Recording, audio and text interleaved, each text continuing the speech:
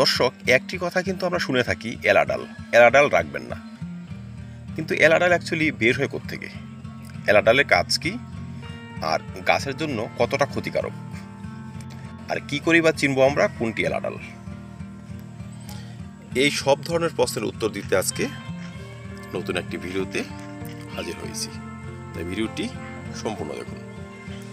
এলাডাল আমরা তাকেই বলি যে ডাল ফুল এবং ফল আনতে সহায়ক নয়, বা কিছুটা জংলি ডাল বলতে পারেন।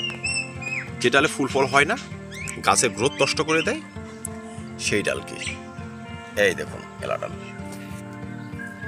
এটি হচ্ছে একটি গ্রাফটিংয়ের আপেল কুলের গাছ।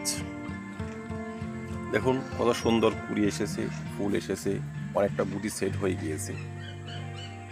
ঠিক আছে, সবই ঠিক আছে, কিন্তু বিশেষ এই ডালটিতে কিছুই নেই। এই দেখুন, একটি কুড়িও পাবেন না। অথচ যদি ডালের স্বাস্থ্যের কথা বলি, খুবই স্বাস্থ্যবান একটি ডাল, লম্বালম্বি বেড়ে গিয়েছে, পাতার কোয়ালিটিও খুব ভালো। এটি হয়েছে গ্রাফটিংয়ের নিচ থেকে।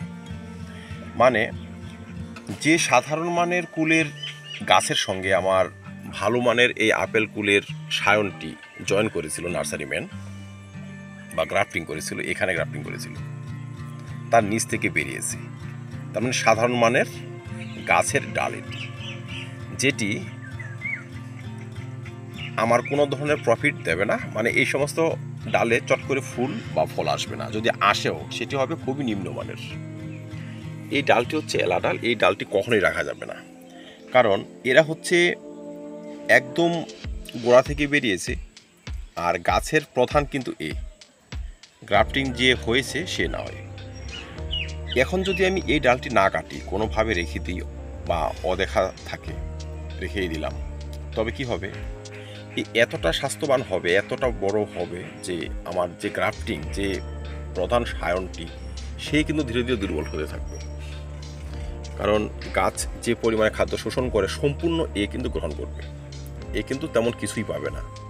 ধীরে ধীরে আমার এই গাছটি অসুস্থ, খাদ্য অভাবে ফুল এবং ফল ঝরে যাবে।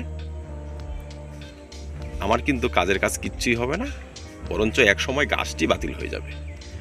তাই এই ডালের সঙ্গে যে কাজটি করতে হবে সেটি হচ্ছে, এমন একটি ধারালো কাটার নেবেন, নিয়ে একদম গোড়া থেকে কাট করে দেবেন। মানে একে দেখার সঙ্গে সঙ্গে কেটে দিতে হবে, কোনোভাবে রাখা যাবে না।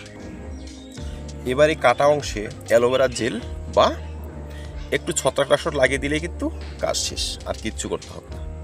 অ্যালোভেরা জেল কিন্তু ভালো মানের প্রাকৃতিক ছত্রাকনাশক বটে। এই যে লাগিয়ে দিলাম আমি, ব্যাস হয়ে গেল। এটি বেরোলে শুধু এটিই করতে হবে, আর কিচ্ছু করার নেই।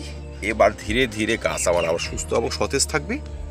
যেমনভাবে ফুল ফল আসছিল ঠিক তেমনভাবে আসবে। গাছের খাদ্যে আর কেউ ভাগ বসাবে না। দর্শক, সর্বশেষ বলবো, এই এলাডাল শুধু কুল গাছেই নয়, কুল, লেবু, আপেল, বেদানা সব ধরনের গাছে কিন্তু দেখা যায়। তাই একটু লক্ষ্য রাখবেন, গ্রাফটিংয়ের নিচে যদি কোনো ধরনের ডাল ব্রাঞ্চ থাকে, সেটা কিন্তু গাছ থেকে যত শীঘ্র সম্ভব বিদায় করবেন। এতে গাছ সুস্থ থাকবে, আর সেই গাছে কিন্তু ভরে ফুল এবং ফল আসবে। তো ধন্যবাদ দর্শক, এই ছিল আজকের ছোট্ট ভিডিও। যদি ভালো লাগে লাইক এবং শেয়ার করবেন, চ্যানেলটি সাবস্ক্রাইব করে পাশে থাকবেন। ভিডিও দেখার জন্য ধন্যবাদ।